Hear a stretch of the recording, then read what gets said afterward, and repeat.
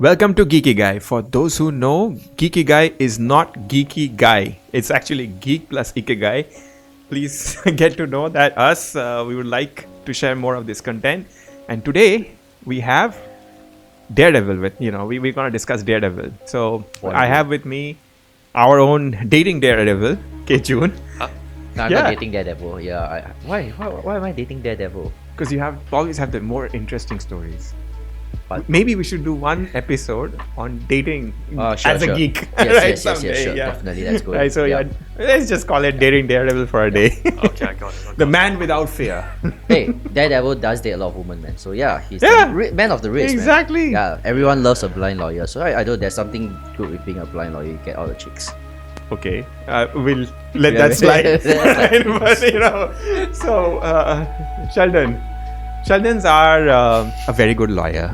Yeah. So Sheldon, today you're a very good lawyer. A crime later, not very crime. He's actually fighting a lawsuit later. He's prepped. Yeah, that's why I'm prepped for this. Yeah, I mean he's really I love the dedication that he brings to all our discussions. He has a suit on, he has a white shirt, and he has a tie. So you gotta be as close as you can, right? Yeah. Also, I got pretty influenced by a lot of cosplayer friends. Yeah, be as close as you can. Although I did not get a black suit. I mean, but the only thing is, I do see there's no cufflinks. Yeah. So just kidding, man. All right, let's just But it will be weird if Sheldon doesn't wear. A lawyer. Yeah, he's just cosplaying as a lawyer, itself.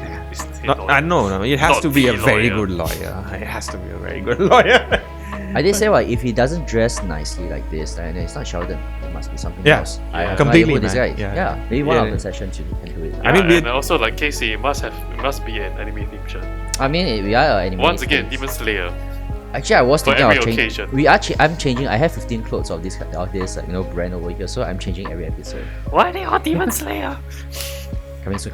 Next one. I will change for the next one. Yes. Okay. I mean, speaking on which, I remember I had a Tintin event. It's like not a virtual event, folks. It was just like people, getting together. We have friends too. Sheldon actually did a very good, sort of a cosplay, if you like, of Tintin.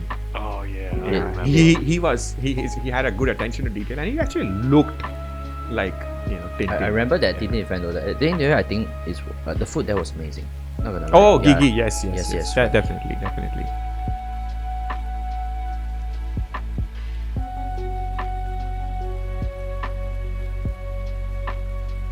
But let's bring it back. Yes. So for those who may not be aware of Daredevil so much, right? Daredevil is kind of like, I would say, Marvel's response to this DC so-called monopoly on grit, on gritty noir style, comics. Yeah, because Daredevil, Frank Miller sort of took Daredevil to a new direction. Like his art style has always been a little different. Uses less color and a lot of darkness and strong sort of I'd say his writing is always also a little different from other people, but his use of color, his use of general artwork is a little different than others, right? And he took Daredevil down to this path of much grittier noir style sort of a superhero. You're saying it changed, it wasn't used to be like that. Daredevil initially was actually like a fairly minor player in the Marvel universe.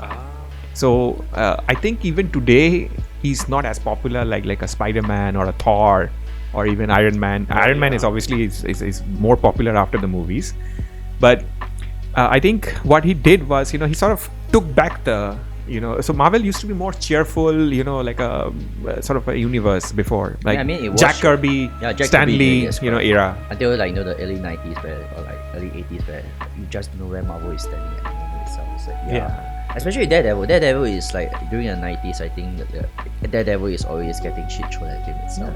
Girlfriend died, and he got depression. He was suicidal and all this kind of stuff. Yeah, but only until recently that, because I think also maybe Marvel has more money now. That's why they are able to write better books. Yeah, so Frank Miller sort of got this focus back into Daredevil. Daredevil is not gonna be like as cheery or adventurous like Fantastic Four. It's not going to be like Avengers, even though he can be part of them. But sometimes he's not going to be generally following the Avengers storylines, but would be a sort of a city-based urban sort of a crime fighter. right? And then, there were other authors that sort of continued that legacy. Ed Brubaker, we had, Zadarsky, and so on. So the movie, for again, to just reject people's memory, the movie experience of Daredevil when we were all, I think, young, some relatively younger than, but yeah, so Batfleck, everybody's favorite Batman these days, Ben Affleck, he was Daredevil. Okay, and the movie is a bit of a forgettable one. It was not a good experience. But that's where Ben Affleck became like truly the Bat. He started off with like being blind, equalization. I mean, Bat does equalize itself. So he started from there and became Batman after that. So yeah. Actually, it's the other way around. When Ben Affleck was announced to be the Batman, everybody's like, "Have you seen the Daredevil movie? He's not suitable for this." I agree. It's the other way around. Pretty much every time, like a major, I think, comic book hero, even though Daredevil isn't one, I think, people, for Batman, for example, is a major comic book hero, right? People had serious reservations with Ben Affleck. True. That is what I'm not gonna deny. I think, but yeah, like what I said, he started from there. Which it's not like entirely that is his first comic book hero movie, right? I think. And the suit was faithful. There's a DD. Compared to the Netflix one, they don't have the logo. Maybe who knows? Marvel is gonna put the Daredevil on the suit itself. Yeah. This suddenly reminds me. I don't remember much of the Daredevil movie because I was really young back then. Yeah. But I do remember Ben Affleck's Daredevil. I don't know, drawing the subway floor with his what's it called? His logo D on the floor. Yeah. And back then I was thinking like you wasted time to cover the floor with gasoline or gunpowder or something to draw one big D. You had the time to do that. To be fair, that was a time where comic book movies used to be super campy, super simple. It was meant to draw in kids more than an adult thing. You remember that time when I think Jennifer Garner was like Elektra, and then he was doing a training montage, and then who's that singer again? That he was doing this like training sequence with inside Daredevil movie. After one of the songs, I can't remember what song was it. I don't remember either. Or something like that. It is, as I said, it's a forgettable movie. That was only. But that said, everything's forgettable except for the soundtrack. Yes, right. We are inside. But to be honest with you, Jennifer Garner, right? We saw her back in Deadpool and Wolverine. I don't think she makes a good Elektra per se, but she is very visually appealing. She's not Greek. That's the thing. I don't think it matters nowadays, right? But just saying, yeah, Elektra is supposed to be Greek. Oh, I didn't know that. But in terms of even, psychologically, where Elektra is usually, she is like, in my interpretation at least, she's like a wild child. She is someone who's driven by instincts rather than, rationality or general, how humans think. Right. She can push herself to things because, she doesn't think too much and she's in it for the ride. She's driven by adrenaline. I don't think she, first of all, generally how she comes across as a person and also how she portrayed it, she was trying to be like a very skilled assassin, but I don't think she got that bit of psychological thing in her. So Elektra, generally in most comic books, it's like, she comes from a bit of a secretive organization, or she comes from wealth. She's in it for the adrenaline. I don't think that came out that well. Then how about the Netflix one? If you compare it to the Netflix version of Elektra. I thought, to be honest with you, the lady nailed it psychologically and physiologically quite well. Jennifer Garner, as I said, is visually very appealing. And when she came back, like, I don't know, 20 years later or something, she still looks amazing in the outfit. But that's a cosplay thing to me. Like, she doesn't get the character well. She's very good to look at. She's very good as a person, I think. I never read the comics yet, so I'm just trying. What you're saying is she doesn't feel like the comic book Elektra. No. Got it. I mean, the Netflix one played by Adelaide Young, I think is actually pretty good. I don't know. She like what I agree. She is like how to say he bled like by adrenaline, wild child sort of thing. Embrace his his demonic side. Yes. So I think that in terms of the Netflix one, I think portrayal was really good. I really loved it. Yeah. And speaking of which, Kingpin. Bit of a discussion then back in the day. I still remember Black Kingpin. Oh yeah. Yeah, I mean, today I think people don't discuss this as much because, of course, race swapping is fine, or maybe it isn't fine for a lot of people. But back in the day, it was a bit of a shock because most of the time, in comics, Kingpin is a white guy. But even though the movie was terrible, I thought that, Michael Duncan Clark, I think, he had that presence, man. Because Kingpin is supposed to be such a big guy, and he is a big guy. Oh yeah. I thought he did a good job. I think both of the Kingpins, like even played the ones, the recent one played by Vincent or D'Onofrio, yes. I think it's really good also, but it's just like different kind of like menacing. One is more like physical, another one is more like psychological menace. Yeah. Like it's like Vincent doesn't have to do so much. He just the way how he speaks, the way how he acts, that he's intimidating. He's got weight, yeah. Oh. So I think it's just two portrayals, good portrayals. I'm not gonna lie. I think both are pretty good. Okay, I agree that he does feel very intimidating, which is great. Yeah. But I don't think the movie was long enough to show that he's charismatic. Yeah. Because the Kingpin really was similar to Al Capone in a way where I'm gonna stab your family and kill you. Yeah. And then he can go to schools like, I'm funding the school with money and I'm a good guy. And people will believe him because he's so charismatic. Make no mistake, the movie was terrible. So, they think didn't it's just not enough spend a lot of time in character development. It just, just went in, let's go with the flow. Fair enough. I think just written by non-comic book fans. Yeah. Yes, Absolutely. yeah. Absolutely. And just now you said it was campy, comic books back then are campy, right? But the funny thing is like, Spider-Man is red and blue, so yeah, obviously he's the campy one. That was like, I look so serious. And this movie's campy. It's like, Yeah. The depressed guy is the campy guy. True. There was, however, some brief moments I still remember. I think is it the first time they introduced, or maybe the first time Daredevil and Bullseye were fighting? That was a decent scene. Oh yeah, fair enough. Yeah, it was like in the middle of the street. I And like the rattlesnake sound. Like So- Bullseye always like he takes off his jacket, then that's the rattlesnake. Correct. Yeah. Colin Farrell, again, this is pre-Colin Farrell, like, when he was still like an average guy. Now he's like a Hollywood A-star, right? So, but I think he did a decent job. It's just that it was not a character development sort of movie, right? It was campy, so he was threatening. And I think he sort of gave the edge that this is the guy who can match Daredevil because he has this insane urge to be best at he never misses. So so it's also like a psychological thing, like he's sort of on a trip to be like to be the best marksman or generally very good with just targets, right? So yeah, I think he was okay with that. Genuinely threatening. Coming to which, I don't know whether this is common knowledge or not, Matt Damon and Vin Diesel were also considered for the Daredevil role. The movie, not the show. Oh wow! I mean, Hindsight 2020, what do you guys think? Would it have been a good choice or not? if you were to imagine Vin Diesel as Daredevil, I don't think we understand what he's saying the whole time. But there would have been a family. Oh, that would man. And maybe we would have had 10 movies of Daredevil by now. That'd be scary to have. See Daredevil having a family itself, yeah. And he was a happy man. Daredevil is never happy. He's always angry. He's always angry True. deep down inside. So Vin Diesel is the worst choice. Okay, Matt Damon, I got no issues because Matt Damon he can act. You give him a script, he can do the script for you. Okay, I just want you guys to imagine the charismatic lawyer that mumbles a lot and you cannot understand what he's saying the whole time in the courtroom. Oh yes.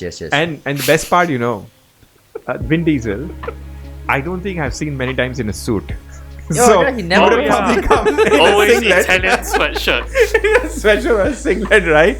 And get condemn the court. I know that Yes. stars like that when it comes to Vin Diesel, I think, or like The Rock, they are more or less contracted when it comes to fight scenes itself. They cannot They they cannot have to show lose. their muscles, and at the same time they can't lose. That's the only thing in the show. The best itself part they about lose. Vin Diesel, I don't think he has very refined muscles. It just looks bulky. I mean, Yeah. It's okay. Yeah, It's that inner strength. Yeah, don't know what I kind don't of thing. care. I mean, it's fine. But I'm just saying, because he's not a great actor. Also, I could, if you look at Rock, I don't really watch his movies anymore. But if you look at him, you understand. Okay, fine. There's a certain appeal to this sort of guy because he's just massive, Oh, yeah, and yeah. maybe He's kids like him charismatic. and so on. yeah. Vin Diesel, I don't know what demographic it pleases, right? It's just bulky. Italian Americans? I think what happened, which is a good crack, but just what happened. Rock, I think, filled in for Vin Diesel in the whole space, and then Vin Diesel became irrelevant because now you have a bigger guy doing the same goofy stuff that he used to do. Right. But anyway, going back, Matt Damon, what do you think? Now I say I don't have any problems. I think Matt Damon can act. I mean, he's still a Hollywood star. He's like at the same level as Ben Affleck. Yeah. He's an amazing actor. Saw some of his movies before. So I think that you throw him a script, he can probably perform. Yeah. Yes. Because I think it's like maybe throwing like Leonardo DiCaprio a script for. Wow. Okay. Just Yeah. Of course. Like of a course. Daredevil script. Yeah. If he agreed to do it, definitely he will do it his okay, best. yeah. Do it okay. I wouldn't know. I'm trying to relate, right? Imagine what it would be like. So first thing that comes to my mind is a Bourne Identity. Yeah, that's the closest thing to whatever. Like all of his other stuff is very different. Yeah. So I'm trying to imagine him. But in I a don't role. think physically appealing. I don't think he will be a physically appealing Daredevil. Now I don't imagine him. I don't think he'll be a physically appealing Daredevil. I agree. He doesn't have the heft, but I think to an extent, he can build up the muscles, right? Yeah. Actors can always change their body shape. In terms of height, I feel like same. Like it's a bit but. I don't know. Matt Damon is a difficult person to call. He's a great actor, as Casey pointed out. It's just that I feel like every time he does a little bit of this confused, even in Bourne Identity, like he's lost his memory. He's a confused sort of a guy, which is where I don't think Matt Murdock is, or Daredevil is, right? So Yeah, but to be fair, his role is to be the confused guy in the movie. So now every time, Every time, Good Will Hunting, genius. yeah. But he is on his trying to figure out life, right? So I mean, Oppenheimer he wasn't. Saving Private Ryan. Oh, yeah. Again, so he has this thing. Martian again trying to, figure Best out comedy things, of right? the year, by the way. Huh? Best comedy of the year, The Martian. For some reason. It's comedy, okay. So I don't know, but anyway, I think to summarize, I feel like it was a campy movie, but to a lot of us, actually, the only thing that stood out was actually Elektra. But again, I don't think she was a good Elektra. It's just that she was visually very appealing. Yeah, she was visually appealing. I mean, man, she was hot back in the day, man. Yeah. I mean, even she's now still- in Deadpool yeah, and she- Wolverine, yeah, we she were was. just all pleasantly surprised. Correct. Yeah. She can fit in a suit. Yeah. And I feel that for her itself, it's just another thing I think really have to it's just the script itself. Jennifer Garner is not a bad actress by any means. No. Some of the movies are really good. Yeah. I watched some of her movies before. Especially the one with who's the guy again? Ryan Reynolds. Yeah, the one where he time travel and stuff. Yeah. Although that yeah. was okay, but if you see all her IMDb and stuff, right? She's good. She's good. It's just she's that good. I mean, comic book, you don't necessarily need the best actor. Like how you said, like Leo DiCaprio. Correct. He will probably never take it up, but you don't really need that range or level of excellence, right? You just need someone reasonably decent. Reasonably decent and knows the character well. Yeah. I think Charlie Coxs knows the character very well. That's why he has the risk. Yeah. He has the conflicts inside him that he portrays very well. Yeah. All this kind of stuff that fits the character. Great segue. Let's talk to Sheldon about it. What do you think of new Daredevil? Like, the Netflix show, and now we've transitioned to the Born Again, right? So, Charlie Coxs, what do you think of him? Okay, I just want to say first, I have not seen the Netflix Yeah. Daredevil, Okay. but I have seen Daredevil Born Again. Yeah. But what do you think of the actor? Does he get it right, you think? I think. Okay, I've saw the first 2 episodes of Daredevil, and the theme right now is Matt Murdock is struggling to get his life back together Yeah. after he went through something traumatic. I think he nailed that part. He's doing his best to just live like a normal guy, Yeah. or at least get his sanity back together. Right. Like, I got myself a new job, I'm trying to date again, but I am struggling. He gives that impression the whole time. I love it. Yeah. That's the thing. I mean, Charlie Coxs, I felt like, I don't know how he does it. He plays Matt Murdock as well as Daredevil both very well. There's a lot of actors who can't do that. For Christopher Reeve, for instance, I think he did well on both sides. Like, as the journalist as well as the superhero. That's why I think a lot of people like him. Henry Cavill, I don't think did Clark Kent that well. He was great as a Superman. I think Clark Kent was like This guy actually does both the personalities quite well. Right. And he was a good lawyer. He beat She-Hulk. Yeah, completely. He's a very good lawyer. Yeah, literally like shove She-Hulk where she belongs. Yeah. But end of the day, I think Charlie Coxs is an amazing actor. Like he portrays the inner conflicts between like himself, like Matt Murdock itself, Yeah. and also like in terms of Daredevil itself. Like he's always on that small little slight hinge of like insanity, and then he's like also the fact that he's also like Catholic itself. There's a lot of that Yes. kind of like Yes. like religion above like his like his Like a moral compass. moral Yeah. compass Yeah. itself. Okay, I have a question to ask you too, because you two read the comics for Daredevil more than I do. So, this Netflix, not Netflix, I keep saying Netflix. No, it's This okay. Disney Yeah. MCU Yeah. Daredevil struggling through this. Is this a common theme in the comics? It's a common thing. Common theme. Yeah. Yes, For him to 100%. struggle with Yeah. these kind of situations. The guy is actually a little bit like, unassuming. Like he's not a billionaire like some of the people like, let's say yeah. Tony Stark or, Bruce Wayne. He also has that whole orphan thing going on. Like, he lost his dad and so and so on. But he is always struggling. And he has, even though he's successful with women, as Casey pointed out, he's also struggling to keep those relationships. Because Elektra, one of his flames, is a wild child. People She's think that Iron demonic Man and- is like flirty with women. Dude, Daredevil sleeps with every single woman in the Yeah. Marvel universe, dude. Yeah, so it's like Iron Man got nothing on this, dude. Even Johnny Storm, dude. Yeah, Johnny Storm. Yeah, it's a playboy, It's a playboy, but he's not as bad as Daredevil. There's something for blind lawyers that girls do take a lot of. Yeah, I think he keeps coming back to We that, talk and about we'll have dating a lot. to consider editing it out. Right? Anyway, but, Okay, I just want to say that if what you said is true, then I'm really impressed that the Disney show did manage to bring this yeah, huge this conflict. this conflict is Yeah. the core of what Daredevil goes through. Like how Spider-Man Peter Parker goes through a lot Yes, of trouble with his True. yeah Like an I feel average like this has Joe been well with an done. average lifestyle, yeah not a lot of money. There's money is a problem, but there's also a moral compass, and he wants to contribute as a, if I have to say Daredevil is his work, like off work, like as a lawyer as well. He Yeah, wants to yeah, make yeah. society a better place. Unlike some people, like I think Bruce Wayne tries to do that through philanthropy and all and so on, but a lot of the other folks are like Tony Stark. I'm not too sure how he makes society a better place. I don't know about that much. Right? So- Yes. and I don't know about Wonder Woman and Thor do at their spare time, right? So, Asgard. You have to go to Asgard to see that. but yeah, he's trying. He's trying to balance a lot of things. Yeah, I think I'll enjoy the rest of the yeah. Daredevil one again. And if you have the time, go back to Netflix, because I think they sort of retain that continuity, which is what people are loving about it. And since we are here already, but let's settle this now. That when this thing happened, it was a Netflix show before. We Yes. had 3 seasons of this show.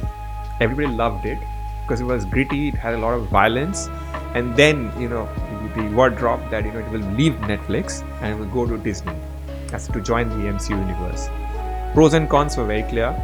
Pros is that we get to see Daredevil with other Marvel yeah. heroes, right? You're joining the franchise, right? Cons were that it's a Disney Cons show. that they're gonna screw it up. That's It's what we're gonna all be a worried Disney about. show. They maybe let go all of the people, put their different cast of people, which is where I think a lot of people actually started liking the cast. So we'll go back to that, but. What did you think? I think that's a very good conversation to have, because previously, from how this entire saga happened, was that they actually wanted to do a completely different show. Then I think Kevin Feige heard about the entire idea, so he fired everyone from the previous previous writers, everyone, and brought back everyone from the Netflix show itself to actually write the current is that show so? itself. Okay. Yeah, which is I think a good thing itself. So it's like the fact that I think the entire the Netflix show does set up Daredevil very well, even the Defenders, except for Iron Fist, that one cannot make it. So yes, but yes, everything was actually set up pretty well itself. I think if you just build off the universe itself, I think it's actually very good. Yeah, and when it comes to it, I don't like it when people start fresh. Yeah, I think sometimes it's actually better to work on something existing that even if it doesn't work, you can actually build off that thing itself. Yeah. In this case, Daredevil, that world of it is actually working out. So just just continue it, you know. Mm. Yeah, but end of the day, for me right now it's like, you know, just seeing the show itself, I think it's very reminiscent of the Netflix era, kind of like, you know, the environment, the structure. It's a bit different, but it's also fresh at the same time. There are certain parts that I didn't like about the show itself, like, you know, killing Foggy at the start of the episode itself. Right. That I didn't really like it because of the fact that it's such an integral part of like Matt Murdock itself. It's like more of his like human side. So if you're killing off something point, that yeah. that big itself, right, you have to. It's a constant anchor in his life, right? Correct. Yeah. So if you kill off something that big in his life itself, you need to have a bigger thing to, like, you know, the story needs to be grand, you know, which right now it's a bit slow, but we shall see. We are only at episode 4 itself. So Okay, yeah. let me ask you something. This kind of reminds me of, you know, whenever comic book written by Marvel switch different writers, suddenly there'll be a huge shift in the storyline. Yeah. Relationships will suddenly change. Oh my god, It yes. sounds like that. Yes, it's always like that. It has always been like that. Yeah. I don't enjoy reading Spider-Man comics, the current one right now, especially when they switch. Previous writer, Spider-Man and Mary Jane's Happily Ever After. Once the writer switches, okay, we broke up. I was like, huh, what happened in the middle? Is it the same feeling? It's something that was same feeling Yeah. itself. Very similar, not gonna lie. And with Disney's, you know, track record, like, you know, it's been mixed. For example, WandaVision was actually I really enjoyed it for a while. Like, you know, it is like, you know, the whole fact that, you know, she created a world to preserve the love and etc. But it started slowly wearing off as we went along the season, because I started seeing it more of as like a drama rather than genuinely interesting, you know, sort of an experience. Loki was very interesting and was actually good. Then we also had, I know everybody loves to, you know, point this out, but She-Hulk, right? You know, which is very just mid pretend show. it never happened. So we just pretend it never. Yes. yeah, so there's been, and What If, you know, is a whole bunch of good and very bad, like, you know. So for them to take up the the Netflix show was for us is a bit risky, because, you know, the 3 seasons were really good.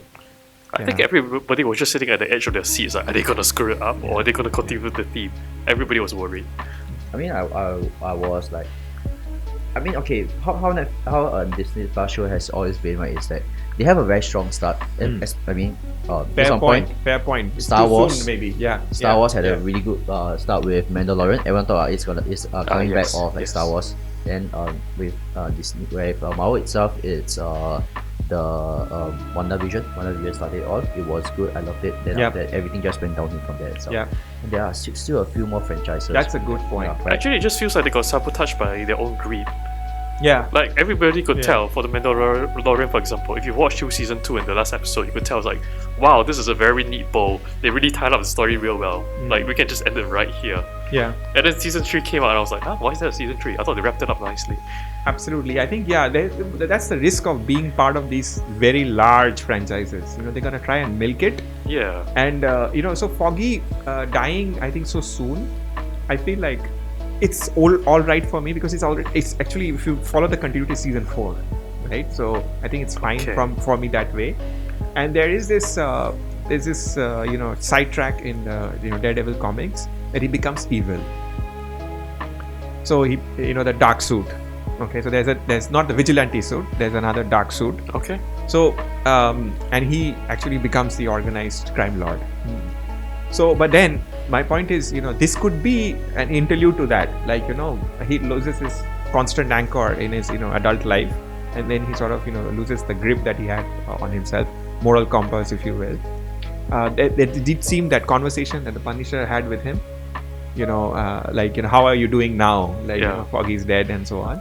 So I think it might be, but the problem with Disney, I feel, is I don't know they can handle that much amount of something so nuanced. I think that's what I worry. And I think Casey brought a good point that I don't know actually, is it a good start, and then whether they'll be able to continue the good work or not. Yeah. But I think the only thing that's like, you know, like going is May of Fist itself. I'm actually generally interested on what Fist is trying to do. That's about it. Yeah. at the moment, they are trying to do everything. Even with the new the new girlfriend of Daredevil. Yeah. Yeah. I don't think that there's much chemistry. I don't know, maybe it's just me or No, stuff. that's okay. Sorry, chemistry between who and who? The new girl, the Peter Graham, I think it's the psychologist And Kingpin? Daredevil. Oh no, and Daredevil. And Matt Murdock. Yeah, I feel she has. I feel that he has more chemistry with the episode 4 where she was like getting the sentence down. That girl instead. Yeah, that was like full on chemistry instead. Yeah. Well, you know what? We shall see. We are still episode 4. Yeah, we are still a long we way. see. Yeah, we're still episode Yeah, 4. correct. We're still episode 4. No, I'm just thinking. Okay, that's let's talk about Wilson Fisk. Yes. So we talked about Michael Duncan Clark, right? Yes, correct. Yeah. He got the physicality right. Yeah. This guy is just brilliant. I feel that's my take, in terms of the whole nuance part. Like he played a lot of things. He's a mobster, like a organized crime lord. He's a politician. He is a strategist. He can beat up people. He is also a lover and a husband. So all of that range in a Kingpin, we don't even see in the comics actually. We see maybe in bits and parts, but this is so much, thought and great amount of acting and nuance put into that character, as he's actually a human being. He's not just a bad guy. Okay, I feel like all those points were taken from the comics book though. I think. Although yeah. not every single writer or comic book issue Yeah. did focus on his family side. Yeah. There's one. Okay, I just want to say first, I know the Kingpin through Spider-Man comics because the Kingpin was originally a Spider-Man Yes. ultimate villain. Before it's like, okay, I moved to where? Hell's Kitchen? Yes. Yeah. Yeah, then he became a Daredevil's problem. Yeah. There was one scene in the comics where the Kingpin was given an ultimatum by his wife. It's like, alright, by this date, by this time, no more mobster shit anymore. And on that very night itself, the Kingpin was fighting against Spider-Man physically, and the Kingpin was beating the living shit out of Spider-Man. But once it reached 12 o'clock, it's like, you're still alive. But it's 12, alright, I'll stop. Yeah, That's so a good one. I've not read this one. there were Yeah. scenes. So his His ability to and keep that loyalty promise to his family Yeah. does originate from comics Yeah. somewhat. I'm just not sure. No, Maybe I author- completely agree with that. But it's just that in the show, it seemed like a very coherent, sort of understanding of his character. And, I'm going back to the Netflix, version of it, the 3 seasons. My first episode was really amazing. Like Charlie Coxs was like, I was taken away. It's even the whole intro. The intro is like, he's punching the boxing bag, right? And the lighting, etc. I realized this is going to be totally different because they're going to use the warm glow of a yellow light or a red light or darkness very well. It seemed like that. And then the other thing was that whole intro of the blood seeping over from a water tank and then forming it's sort of the, what do I say, like the whole mold of Daredevil's suit. Yeah, so the blood coming back. So that was just visually so appealing. Background score, the intro score, generally I thought it was a Charlie Coxs show. But as we went along, we realized that Wilson Fisk is actually probably could be a very good reason to watch this show. It's not just Charlie Coxs. And that's what I loved about the Netflix show, because I thought every time it didn't hit a speed bump. It developed Charlie Coxs very well in the first season, or Daredevil, Matt Murdock, and then it developed Karen Page quite well. Then it developed Foggy Nelson all along. It developed Wilson Fisk very well, and started developing Vanessa Fisk also very well. So that's why it felt like it's a constant train. It has no stops. Everything is kind of, and Elektra was also developed side by side. Everything was so good. And then Punisher came in, had a bit of interesting things. Some of the scenes I still remember. I think you have not watched some, but there was this one scene. One of my favorites is, I think it's season 1. It's like it's inside the house, and it's shot in green, and he beats up. I have heard it's a single take. He beats up a bunch of people as the vigilante Daredevil, it was a single take. People were wow about it because it's very raw, very real.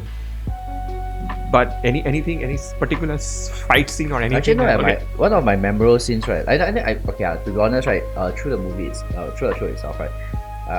Actually, was always wondering how did like Punisher knows that Matt Murdock is Daredevil. Until that, I think then after that I was researching. Red. There's this one, Red. Then after that, I think the courtroom scene where he was like saying the same thing, he said your name is this guy call you Frank or something like that. It's like. Yeah, that was superb acting though. I was just like, I think the actor just killed it 100%. That's like, wow, okay. Then after that, I was like, I'm just amazed. Especially the also at the same time, when it comes to it, there is this what's that scene? The one shot. Yeah. There are lots of one shots in there yeah. itself. I think the season one shots is pretty good. On a visual perspective itself, I think it's amazing. Once you see Daredevil, it's not like it's not a one way, right? I go out, I punch every single person. I do get a kick in the butt also. Like I'll just and after I'll come out. You see Daredevil really struggling to fight with people. Correct. So, exactly. So he wasn't. So there's this sort of an evolution also. So there's season 1. He had that. It isn't inside the house. I wouldn't call this an alley. Like a long. I think I've seen it before. Corridor. Right? Corridor fight. Let's call it corridor fight. Yes, Yeah. So corridor fight. Very raw. He's getting beaten up also. Then I think it's season 2 or 3 was it? Had a stairway fight. Yes. And now he's using chains and all sorts of accessories. Way more confident. You could see the movements are well thought out. He always had that sense, right? Radar sense, which sort of tells him what's going to happen. But when he's fighting a whole bunch of people in that stairway, he's a lot more fluid and he doesn't get hurt.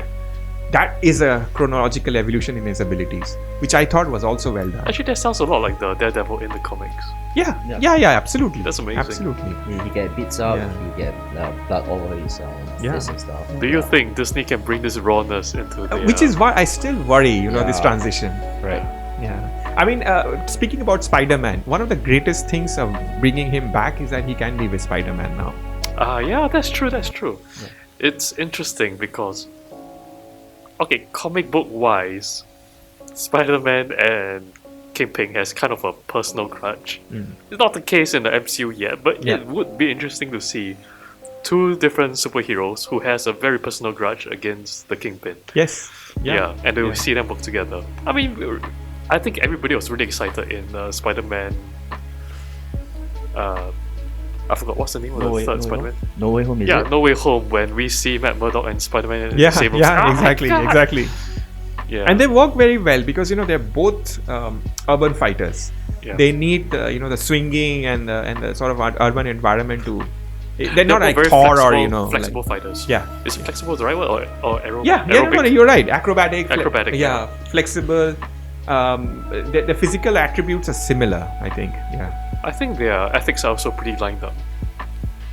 Ethics, Their general ethics. Yeah. Both want to eventually catch people, not kill people, right? So Yeah, They don't kill, they send them to ER. True. Yeah. They are like Batman. That's why Batman is a bit smarter. He has a Batman insurance. So Gotham insurance. So he pays the victims and those kind of. Because he's rich. Actually, he's rich. I want to say I'm just more excited to see Kingpin in the MCU. Because so far from what I've seen, they are trying to show his threatening part. Yeah, that's great. Like, we need a Kingpin that's threatening, but most of the villains can do that. I love seeing the Kingpin being a very Al Capone character, where it's like, I know how to get my way around the press. I know how to make myself likable. So when the Kingpin says I don't really like these vigilantes, people will actually agree. And seeing this on a large scale and even maybe have influence in other movies, that would be great in the MCU. True. I think this particular version of Kingpin does seem very real because there are people in the world. I think you can relate who they are, right? Yeah. Can appeal to certain, folks' fear about certain things, and then can rally them together to say, do we really need this kind of vigilante behavior? True. Who is this people under, with a mask? And success is the most important metric in a society because he's successful. Yeah. Right. Here's the thing. In Marvel, you can think of two people. J. Jonah Jameson, Spider-Man's a Boston reporter J. and Kingpin. But when it comes to J. Jonah Jameson, everybody just sees him as angry man yelling at cloud. Like, that's just a guy who just hates everything. Yeah. But you look at Kingpin, it's like, oh, it looks like he has a point. Everybody just... True. Yeah. And he does stand in for that thing. Like, if you're successful, all of it is forgotten. I don't necessarily buy into it myself, but it works. We have now, like, a lot of people, like maybe a president of a certain country. Very charismatic people. Yeah. If you're successful, everything is forgotten. Manipulative and charismatic. Yes, manipulative and charismatic. Ability to influence people. Yeah. So I think that is one thing. What are the things? Right? So if we were to sort of think about all the characters we had seen so far in this 4 seasons, if you have, they're gonna say it again because it's the same continuous style, right? So who 1 or 2 characters that really stood out, Besides the Kingpin? or Kingpin being one? Yeah, for sure. Someone else for you? I think Elektra did stand out a lot. In terms of the continuity or the No, in general, this is the reason you would watch. For me, it was actually a whole lot of people, as I said, like Vanessa Fisk was so good. Karen Page was good also. Karen Page was so good. Yeah, she was Foggy so good. Nelson was actually Yes, still correct. played the part, man. Yeah. Elektra was good. Daredevil is good. So Even the guy who played Stick was good also. let's flip the question. I think all of them, we all agree they're really great. Yes. What about John Bernthal? What do you think it was as a Punisher? Because that would be I an actually interesting love take. his portrayal as Yeah? Punisher. Yeah. He's a different type of Punisher altogether. He doesn't Correct. look physically intimidating. Mhm. Yeah, you watch like those kind of like the Dolph past- Lundgren. Yes, correct. Those kind. Yeah. Yeah. If sad to say, if let's say Vin Diesel as a Punisher without his all the family term, Vin Diesel with a better range Yeah, Punisher? as Punisher will probably work. With better range of acting, maybe like up like 2 levels. I think it will probably work. Yeah. I don't know. Man. But John You need Bernthal hair, is- I think. Yeah. By the way, the Well, you can wear a Punisher has wig. his own show, right? Sure. Yeah, he has his own show. How is it? I haven't seen I mean, it's all right. Punisher. I mean, how do I say this that doesn't trigger people itself.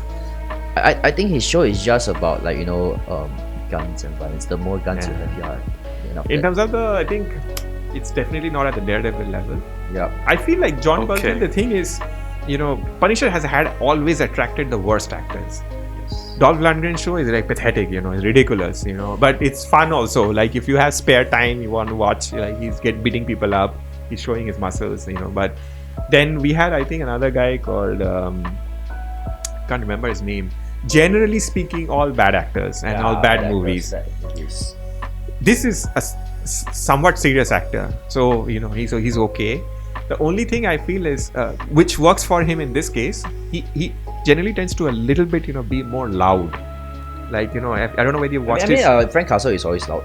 Yeah.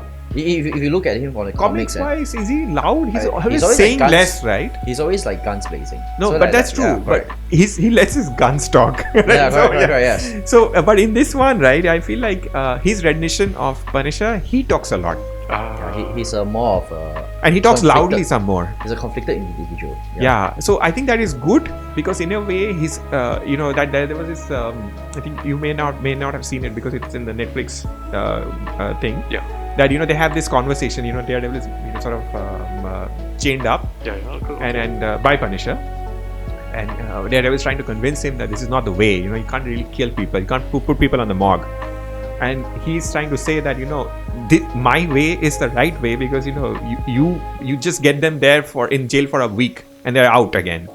Right. So yours is like a never-ending loop, but mine is actually a good solution. And Which is iterated in the latest episode also. yes, absolutely. So and what he's trying to say is that there are certain people you cannot fix, you cannot rehabilitate, but he has this moral compass like Daredevil that no people can, right? So anyway, that is a good conversation to have. But generally speaking, he comes across as an unhinged individual. I like the comic book Punisher more because he tries to speak less. He tries to less justify his actions. True. Yeah. He's brutally simplistic. Like his reasons for killing someone is just very straightforward. Yeah. and he knows it, Yeah. and he doesn't care if you don't Yes. agree with it. Bang on. Whereas I think John is trying to sort of sell this thing that he's doing the right thing. But does he hate the cops that I don't know, cause I think No, he that uses his symbol yeah. and stuff like Don't get me wrong. I think he is quite well. He's fitting into the scheme. He's doing a pretty good job. Is that I think that silent, I don't give a, I don't know, fish, right? Right. Sort of attitude that the comic book Punisher has. I think this is it. I don't want to talk about it. John sort of, no, this is it. I want to talk about it. Which is, I feel like, whenever he has his conversations, right? I don't think he makes a great case. We get it. We know that there are certain people who can't be fixed, but we get it. But I think he goes after everybody, man. He doesn't discriminate, right? So he pretty much kills everybody. Okay, the so whole bunch. Is it correct to say that the Netflix Punisher problem is he is trying to get a high ground? Yeah. And the Yeah. comic book version, they don't really deal with this because they're like, I no, I don't have the high ground. I just want him dead. Exactly. Okay. Very well put. I just want to mention a scene from the comics. There is one comic book series, I forgot which one. It's not part of the main timeline. Basically, I think the Marvel universe is going to end. All the superheroes are trying to fight some invading force. Okay. And in this scene, I think all the villains were hanging out in the bar just to celebrate, the world is going to end. But at least we get to see the superheroes go down. Okay. And then Frank This sounds Castle, familiar. Yeah. Frank Castle just walked into the bar with all the bullets, oh man, the war is going to end, but where am I going to spend all these bullets? And he just fired everyone. There's no point of killing them, but he just did it because he wants to. This is the Frank Punisher. Castle, man. Yeah. Talks less, Let's And I his love gun do the where am I talking. going to spend all these bullets? Yeah. You know what? I think we should find this comic book. This sounds like a very. I think I've read it. Yeah, I've read it. This is how he is, in the comics, He's always trying to sort of go into this gatherings and meetups and organize those criminals and all, and then just send them to heaven Yes, or hell. yes, correct. This is very Punisher. It's very They just Punisher. wait for the meeting, and then he's gonna just barge in. Yeah. I mean, there's the Cosmic Ghost Rider, which is also Frank Castle. Also, that's actually one of the iterations of Frank Castle, but he's less hinged. It's actually more unhinged. Yeah. Wait. You said The Frank Cosmic Castle Ghost Rider, you mean? Yeah, Right? Cosmic Yeah. as a Ghost Rider? Yeah, Oh, you gotta damn. read this one. It's actually quite interesting. Yeah, I was like, when they say Frank Castle has Ghost Rider. That makes sense actually. We thought it was Deadpool. Then after that, it was actually Frank Castle instead. Yeah, He has a skull on his shirt. He'll fit. It wins. It's fun actually. It's a Yes. fun read. correct. Yeah. Let's talk a little bit about the suits, because just as Daredevil sort of, I think again Okay. this might be a little bit of a disadvantage for you, but the saying as his fighting style sort of we saw in the show evolved, his suits also evolved. Ooh. The first season or most of it had this vigilante suit, which is just a spoon across sweats, and he has Also latex the whole way, or no latex. It was, I think, cloth. Yeah, it was Okay, cloth. okay. Huh? Cloth and And then he has he's wrapped his hands so that when he punches he doesn't get hurt, like Okay. a boxer thing to do, right? And he has a small little bandana, right? Sort of to I don't know, it's just a style, I think. right. So that went to more of a red suit, and then it became the current one. The Born Again suit is a little different, I think, right? It is a little bit different. a bit from- more red. yeah, a bit more red. Ben Affleck's suit was completely comic book based. It's more glossy red spandex. Spandex, yes, correct. Yeah. So, what do you think? Any particular suit that you like? I really love Vigilante. I thought it was I amazing. think that was good because the fact that you see the blood on the hands, and after that, It's very gritty. yeah, I mean he doesn't have padding. That's the thing. Yeah. So he is vulnerable. Yeah, but all the suits, I think one of the things that it shares is that it's like I think I was reading this comment online is that nowadays with all this kind of like nanotech kind of like even on your Captain America, you just press and you got one helmet come out already. Iron Man. But however, like for Daredevil itself, he has like a real like helmet. There is a sort of like a power struggle after he removes the helmet and put on the helmet itself. There is this kind of like like I don't know how do I explain this, but it does feel powerful, Which I think all the Daredevil, especially when it comes to the suit itself, everything, right? Whenever like I loved all of them, and there is this power thing that they just put on a suit and so this is actually a Daredevil suit. Yeah, it has this kind of feeling itself. For me, I think my favorite of them all, I still believe it's the season 1 after he got the like his actual Daredevil costume himself. That is actually very good. Yeah, I mean it's the right amount of red. Yeah. It's not too bright. The new one is a bit too bright, which I mean I'm conflicted. To be honest, the comic book accurate one, which is glossy spandex, is not very practical. Yes, right? correct. It's You- not you- very you can quickly see that guy's moving. The shiny guy in the dark. Yeah, right. well, Casey's right. The red pays so much, and the black is more practical because you would be finding it difficult to spot him. Okay, Casey, you mentioned that you're reading the current comic books right now, right? For Daredevil. What's his costume like right now? Same. Oh, same. Alright. Yeah, Glossy. I mean there is Elektra. Elektra is now Daredevil also. So there's the two Daredevils.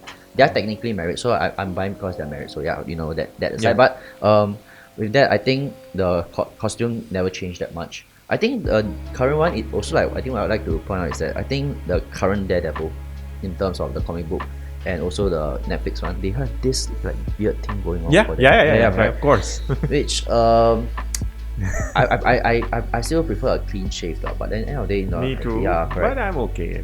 Okay, yeah, it works out. It works out. Yeah, it's a more bearded like. I prefer the Daredevil. bearded look. I'm okay actually. I mean, I don't have a aversion or anything. Yeah, it's fine. I mean, the bearded look makes it looks like I'm going It's through a like hard time a- right now, but I gotta get job done.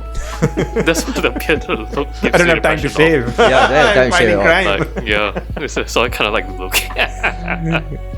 Both in the day and in the night. Yes, I think it's okay. I'm not gonna lie. I think. But to be fair, that's fine. when you have a beard like that, which is quite thick, people might figure out that Yeah. your other identity. Okay, what do you think about the beard inside the Born Again series right now? I mean, it's the same. I mean, it's okay.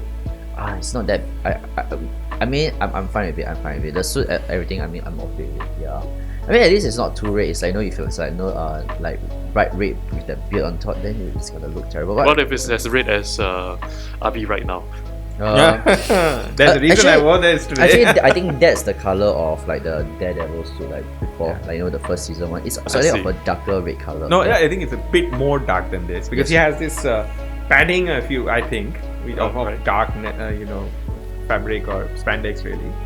Yeah, but yeah. The white one was the yellow one was the sorry, not white. The yellow one was the. I don't like. Yes. Bringing it up. Thanks. Alright. There's a coffee. Yeah, Mustard. There's a coffee suit in She-Hulk. That is mustard. Yeah, I've seen Mustard it. or maybe mustard. Yeah. Is I there thought is there a yeah. history behind that? Yeah, there is a suit. I don't know what they call it, classic maybe, but Daredevil used to have this suit also. But it's obviously Okay, was it bringing back to before those it times? became gritty? Yes. No wonder. Makes sense. I don't think any major author used this suit. Yeah, it's just a good callback. There That's why. is no reason for him to wear this suit. Hey guys, I'm yellow. That's why it's At in night. She-Hulk. Yellow and brown and what, I don't know, man. That's why it's in She-Hulk, cause nobody asked for it. That's why it's in She-Hulk, so that it's just a one-time use, and then bye bye, the suit just goes away. I mean, it makes sense in the She-Hulk because the writers are like, hey, look, we got Daredevil, and you can't miss him because he's yellow. And also the fact that She-Hulk. I don't know can't whether fight that's a the flex. Like I can avoid, right, and I evade all the shots. I'm still wearing yellow, like that. Oh man, that is to me the most awful suit. It doesn't fit him. Okay, look, do you know why Moon? Okay, that's not why, but in Moon Knight comics, when all the villains make fun of him for like you're wearing white at night and we can see you, then Moon Knight literally just said, "Yeah, I want you to see me coming." Moon Knight is the Yeah, main- but Moon Knight can pull it off, not this. Yeah, Daredevil isn't that kind of a show, right? And he's not that confident usually. Yeah. So yeah, I mean, he genuinely gets worried with Bullseye. You know, Alright. yeah, because he knows that maybe he can avoid it, but he might end up hurting other people in the process. True. So yeah, he's not that confident. Yeah, good. So yeah, it's just I don't know. Like the whole thing of She-Hulk was probably really well thought. I mean, not well thought out. Yeah. Like I don't know why they wanted to experiment with this suit. I mean, most of us have actually forgotten that suit. So I know there's no reason to bring it back. It doesn't fit him with I mean, Matt Murdock's current persona as well. She-Hulk is horny, so like Matt Murdock was hot, so yeah.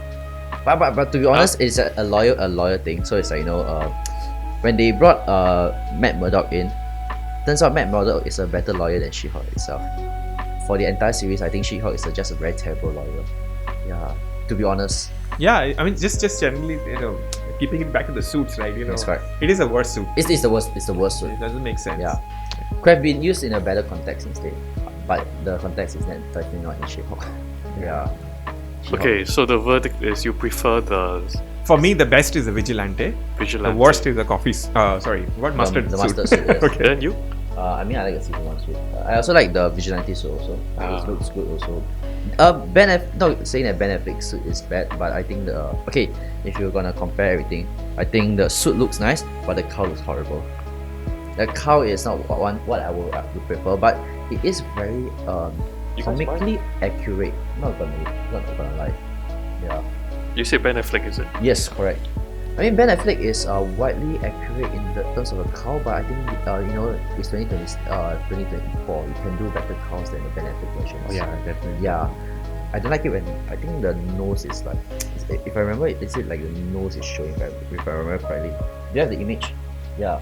Yeah, you see the nose is showing, dude. Like I cannot stand it when the nose is showing. I rather you hide the nose itself. Yeah. Okay, I get what you mean. Yeah. Yeah. This part of the nose is showing, so it makes a bit of an odd appearance. But I think it was a very old movie. I just want to say right now, it looks less like he's a superhero. It looks more like he has a fetish. Yes. Look, the point of dressing like this is to look like the devil. Because No, it the doesn't. color of the spandex also true. Yeah, he's in some extracurricular activities with Elektra. Yes, definitely. Okay, losing the gloss is It's good. correct. Losing the gloss is good. That's why I think that one is good, but it's just that thing itself. I think you can hide it. How they do it in the current one. I think it's way better. You just need to see the this part and it's fine. Yeah, you don't have to just put the nose out. You what I have super smell or something. Although Daredevil does have super smell, so it can't. Does he have you can't smell also? I don't remember. It does have smell. Smell also. The Daredevil. yeah. The She-Hulk one, she can smell. Oh, the yeah, gunpowder. correct. Yeah, so he has super smell. Actually, if I'm not wrong, all his other Oh yeah, senses you're are, right. Yeah, of course. Yes. And Just because he doesn't have the sight, everything else is elevated. yeah. Yeah, I mean, now we've all three seen this, right? So, Bullseye, Born Again. What's your take? Wasted. Wasted? Yeah. Okay. It kind of the minute the Daredevil threw Bullseye off the top floor. At first I was like, oh wow, he died real fast. Then I was walking in the courtroom, like, what, you're fucking alive? Oh, Then the next assumption is that he's obviously gonna burst out of jail eventually. And it's gonna haunt us in episode 5, 6, 7 or 8. assuming that he breaks out of jail. But Oh come on. I think it's still they made wasted. a character like him and you truly believe he's not gonna appear again. Okay, to be honest, they make a suit, so I don't know whether or not he's gonna come back. Because you're still at episode 4 now. Yeah. And of this recording, we are still at episode 4. The fight scene was very episode 1 was very dark and full of fog, and I didn't see much, so I don't have much of an impression right now. Yeah, I mean, I think it was meant to be like that. I don't know why this is always the case, even in that the forgettable movie. Yeah. It's very dark. Even though it's happening in the street, there's just one single source of light.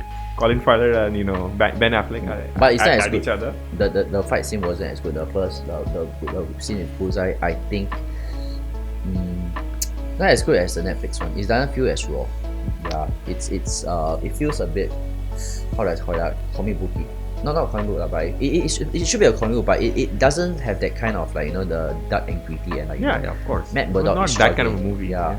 And then especially the scene where he climbs all the way up, and suddenly you see Daredevil just sprints out on top. That one's like, it loses the appeal, or it loses the grittiness of it all. Yeah. Oh, okay, all I'll just say is like, yeah, you're right. It just doesn't show how brutal. The thing is, when he was at the rooftop, Daredevil has like a freaking knife poking out of his back. Yeah. So this is supposed to be a very brutal scene. But throughout the whole fight scene was like, I don't know what's happening. I can't sense the brutality or the struggle or anything. It's just like, Yeah. Speaking of that, there's one scene I hate the most. You know, when he's on the rooftop and it's like punching. That punch was so bad though. Yeah. It was like that punching Bullseye like back and forth. Like it's like it doesn't. It feels very choreographed. It doesn't feel raw at all. Yeah, true. I yeah. agree. That It's was definitely not like the Netflix, the first season, the alley flight. It's not alley, like inside the building. Right? Yes, correct. It Something or doesn't seem someone that real. changed. Yeah. But it's Something has changed. Yes. we shall see. Like what I said, we shall see. I shall hold my final verdict until the entire thing is out. Yeah. I'm not gonna say anything that's like bad, but I think overall, I think it's just okay. It's one of the best things that Marvel is dishing. Oh yeah, definitely. Yeah. That there is no doubt on. Yeah. One thing I would still say is that this is where I bring a comparison with we started off like the DC was known more for grittiness and noir style comics, and Marvel wasn't until Daredevil sort of bridged that gap. Batman, I think the epitome of DC's grittiness, right, has this wide range of villains. Like you have someone like Joker, which is like legendary. The person doesn't need any introduction. We don't have to spend time on him, right? Then we have also Ra's al Ghul, which has this history. He never dies, and so on and so forth. He's always been around. We also have Bane, which is like this brutality, this sheer power that he has. So much more representation of the Rogues Gallery. Catwoman, morally conflicted, somewhat like Elektra, if you were to call it like that. Of course, not with the wealth though. You had Poison Ivy, who has a certain cause as per her belief. Penguin, who's like a sort of again organized sort of, but a more guttural, more like man of the soil sort of yeah. We have Two-Face, who has a troubled history. So what I mean to say all this is that this is wide landscape where you can keep building seasons, or like a long chronology of events, right, and so on. I think the issue with Daredevil is it's always been, for the most part, Kingpin and Bullseye. There's gonna be at a certain point a saturation point, which is where I worry. Like as you said, Mandalorian, right? It was a good show, and then now they're stretching it. I feel like Daredevil has that risk with Disney. Yeah, I mean, not saying that Daredevil doesn't have a rogues gallery, but end of the day, the ones that has more screen time or like show time in the comics itself is usually these two. Yeah, people are known for Bullseye and Kingpin himself. So yeah, I do agree that that might be, but end of the day, like what I said, you can always reinvent characters that is like not relevant or not like prominent, not that well known. Correct. And then yeah, but I was thinking about it before this podcast, right? All of his other villains are like very I mean, I don't know. But if Polka Dot Man can actually get like a new lease of life, I believe that all his other his villains can get a new lease of life in live action itself. But there's a risk involved also. Like for example, with all of Batman's villains, right? Everybody who's not so well known, like even the Riddler. Oh yeah. There is this so much of material you can access and make him a very interesting person. Same with Two-Face and so on. So Daredevil, I think, genuinely has a risk of getting overdrawn after a while. I don't see a problem for this season. Okay. Yeah. There's something I want to say, which is not too closely aligned with your question. But I do believe that Daredevil could have quite a long life in Marvel. Okay, I don't really read Daredevil comics, but I do read the other comics. Okay. And one thing that happens a lot for both She-Hulk and Daredevil is that they do appear a lot in other superhero comics. Yes. Because they do get into a lot of legal trouble. Yeah.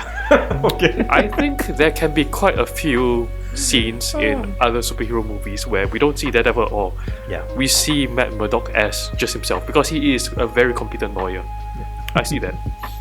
No, I think that's fine.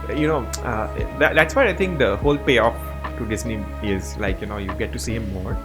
But if as the show itself, I think it might have a shelf life issue. Like, after a while, do I want to see again and again his fights with Wilson Fisk? I think there might be a Bullseye? divergence of Daredevil itself, which I believe will likely happen. So they will probably introduce a female Daredevil, which is like Yeah. Or even, as I was saying, I just remembered, like, it's called the Shadowland Daredevil, where he becomes the evil version also. I mean, not evil. There is a reason why he did that, but just saying that, maybe they can explore this in 1 or 2 seasons also. But yeah, Daredevil, that's the thing, it eventually you don't have this massive line of villains where you have to fight them. Yeah, but true, I agree. I think Sheldon put out a good point that if he branches out and sort of joins a team, maybe Defenders, I don't know whether they're going to do that, or merge it with Avengers, it might. But the Avengers storylines are so much more, I don't know, like otherworldly, right? So it is so much bigger in scale. Like, how much do you think Daredevil would contribute if they're fighting against Galactus? just fighting the minions, lor. Or it's like Spider-Man. Spider-Man is just or like even revving up Thanos, everyone. right? These are people, or even this guy like Ultron. These are the 3 main guys, right? I think Ultron, Galactus. You haven't include Kang yet. Kang is like multiversal variant. Oh yeah, same. Yeah, same. These are like super powered individuals. You need a Thor, you need a Captain America. I mean, they're the ones who are the game changers. If you remember, right? Yeah. Black Panther and all, they're trying. It's not contributing. Black Widow, Black Panther, Hawkeye helps, but you need the big guys to work. Otherwise, Avengers. I mean, he's not meant to be in Avengers. He's meant to assist the Avengers. Daredevil, right? Yeah. Like of course, you of know course. how Yeah. you say Black Widow, she's meant to go like espionage, not the Correct. fighting large scale. Correct. They're all as a team, but they don't move the needle. You need a Thor or a Captain America, Yeah. or I don't know, Iron Man also can probably move the needle a bit, but these guys really don't move the needle. For me, when it comes to comic books, I love comic books and scenes of superheroes who are in issues where they don't fight, not through action. For example, there's one issue of Doctor Strange I like. That's very okay. Recent few Doctor Strange issues where he spent the whole day accompanying Dormammu. Okay, so Dormammu has taken over a human being, and Dormammu just went to visit the Doctor Strange. Is like, hey, I took over this human being, and he's gonna die, and there's nothing you can do about it. A bit unfortunate, Dormammu and Doctor Strange are kind of related because Doctor Strange's current wife is, I think, her uncle is Dormammu. Oh. Yeah, it's a bit unfortunate family issues. But the point was, so Doctor Strange and Dormammu just spent the whole day hanging out, walking around New York, debating each other. Like That sounds good. Yeah. yeah, at the end of the issue, Doctor Strange just said, "You know what? The reason why I've been boasting about myself about how many times I beat you is to tell the person that you are that you have taken over that you can fight back." Yeah, Okay. and You can be beaten. yeah, I might not have described it well, but my No, favorite I got you. issues of I got you. It's just not just fighting. It's about the whole characters sort of working with each other. yeah, and look at it. verbally also, Daredevil is a lawyer. He has so many chances to fight in very high stakes situation where violence is not involved. I think he'll make a very good side character in other superheroes, TV shows or movies. Yeah, that's true. I think that will make him a very good sideline. He just appears to fight legal troubles for superheroes itself. No, I know what you're saying. Like, I just got thinking about Wolverine comics, right?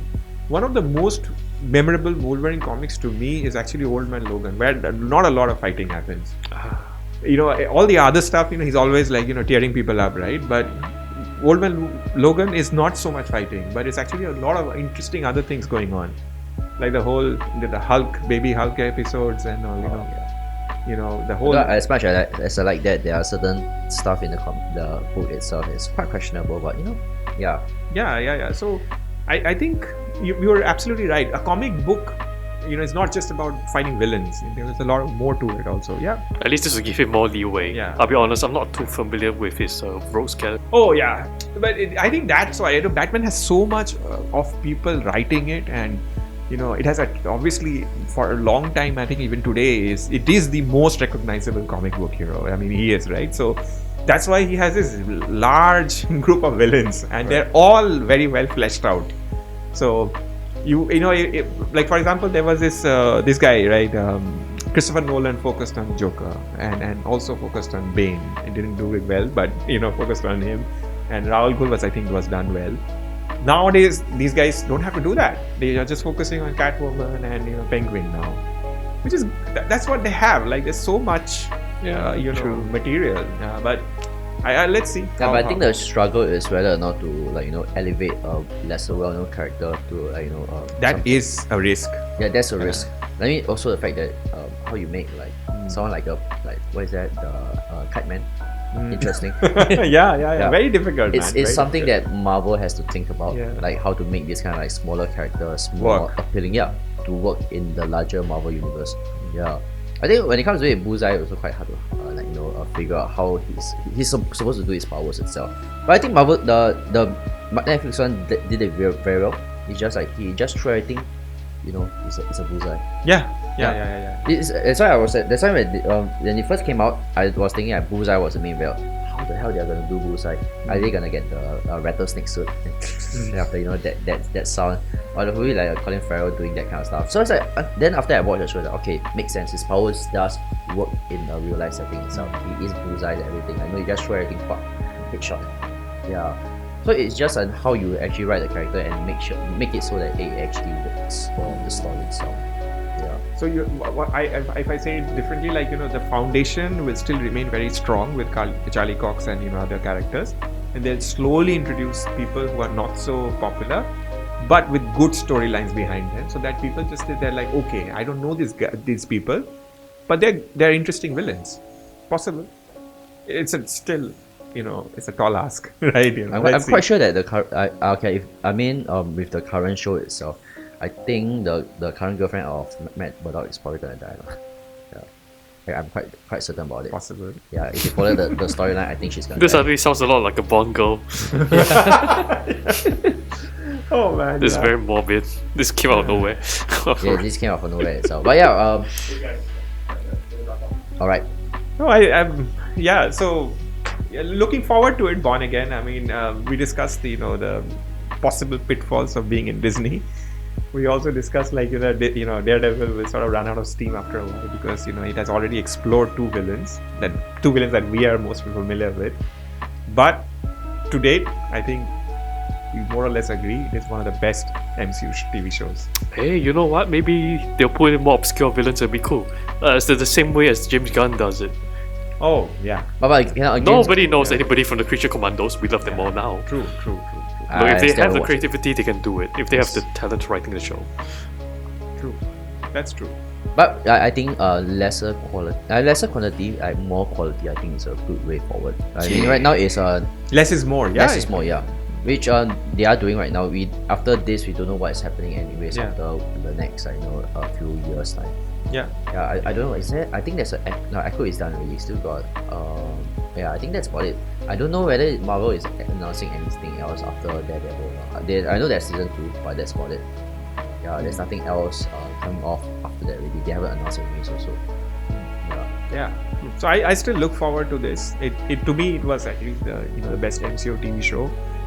Way totally off the chart. It's a Manhattan. It's here and everything else is just several hundreds of feet below. Right. So yeah. I think that level is what they say that you don't have to have work and interest to actually make a good show like superhero. Yeah. Yeah. You just need a street level thugs. Yeah. So keep watching if you like our content. If you want to see more of it, like and subscribe. Comment also what do you think of the show. Do you have any apprehensions of just transitioning into Disney?